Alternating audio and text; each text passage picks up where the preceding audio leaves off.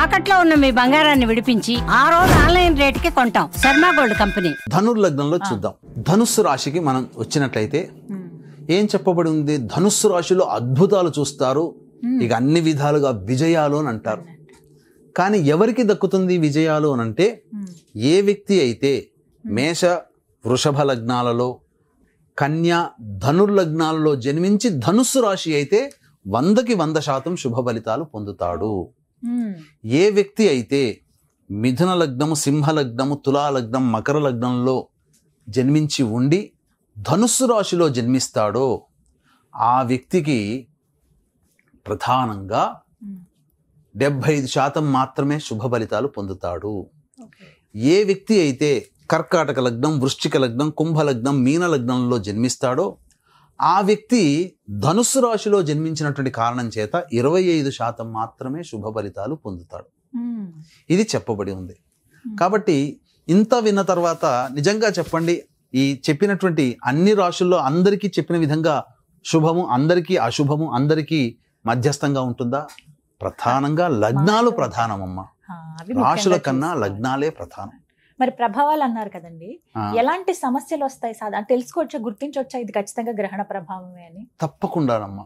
ఇప్పుడు తులా రాశిలో అనుకున్నారనుకోండి, సంతానం వలన ఇబ్బందులు, సంతానం మూలకంగా ఖర్చులు పెరగడం, అలాగే ప్రధానంగా చూసుకుంటే శత్రు సమస్యలు కూడా పెరగడం. వృశ్చిక రాశి వారికి వాహన ప్రమాదాలు చోటు చేసుకోవడం, తల్లిగారి ఆరోగ్యం పట్ల శ్రద్ధ వహించాల్సి రావడం, ఎంత పని చేసినా సంతోషం లేకపోవడము, అలాగే ఫిక్స్డ్ అసెట్స్ లిక్విడేట్ అయిపోతాయి, కరిగిపోతాయి, స్థిరాస్తులను అమ్ముకోవాల్సిన పరిస్థితి వస్తుంది.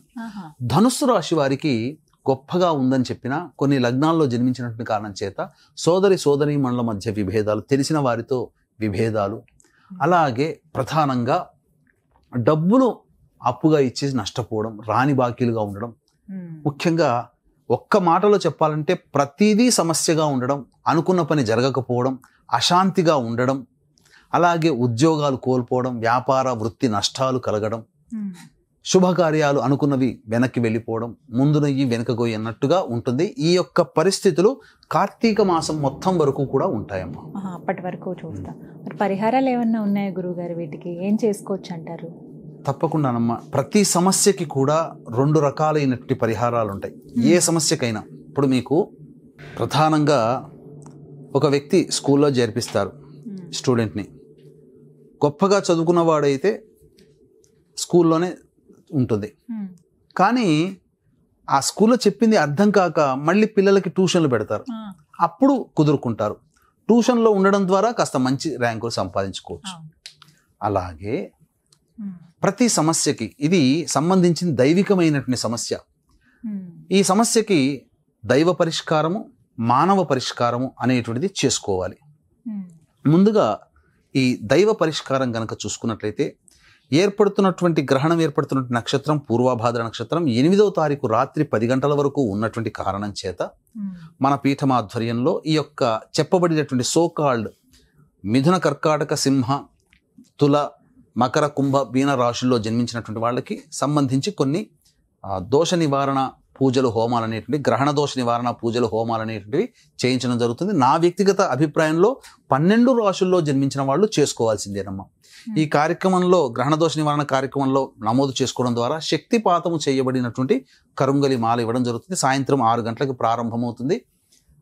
కాబట్టి ఆ 8వ తారీఖు సాయంత్రం 5 గంటల లోపల మీ గోత్రనామాదులు నమోదు చేసుకోవచ్చు. కేవలం 108 మందికి మాత్రమే అవకాశం ఉంటుంది. కాబట్టి ఫస్ట్ కమ్ ఫస్ట్ బేసిస్గా చేసుకోవచ్చు. ఇక మానవ పరిహారాలు ఉన్నప్పుడు ఆ గ్రహణం సమయం అనేటువంటిది పట్టు 9:57 రాత్రి 7వ తారీఖు, మధ్యరాత్రి 1:27 విడుపు. ఈ సమయంలో పట్టు విడుపు స్నానాలు ఆచరించి ఆ మధ్య సమయంలో కులదేవత ఆరాధన, ఇష్టదేవత ఆరాధన, గురువుగారు ఇచ్చినటువంటి మంత్రోపదేశము, ఇవి పూర్తిగా పురస్చరణ చేసుకోవాలి.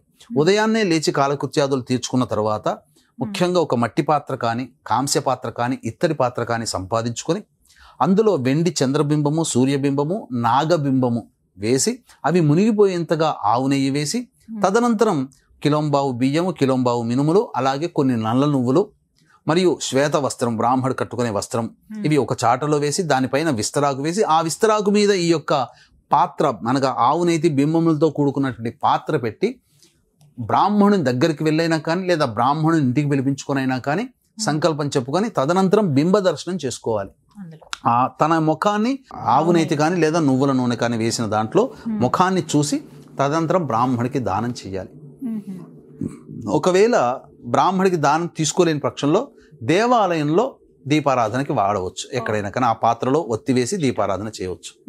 ఇక ఈ సంబంధించినటువంటి వెండి బింబము, సర్పబింబము, వెండి చంద్ర సూర్య సర్పబింబాలని బ్రాహ్మడికి ధాన్యంతో సహా దక్షిణ ఇచ్చి దానం చేయడం, స్వయం పాకము కూడా బ్రాహ్మడికి దానం చేయాలి.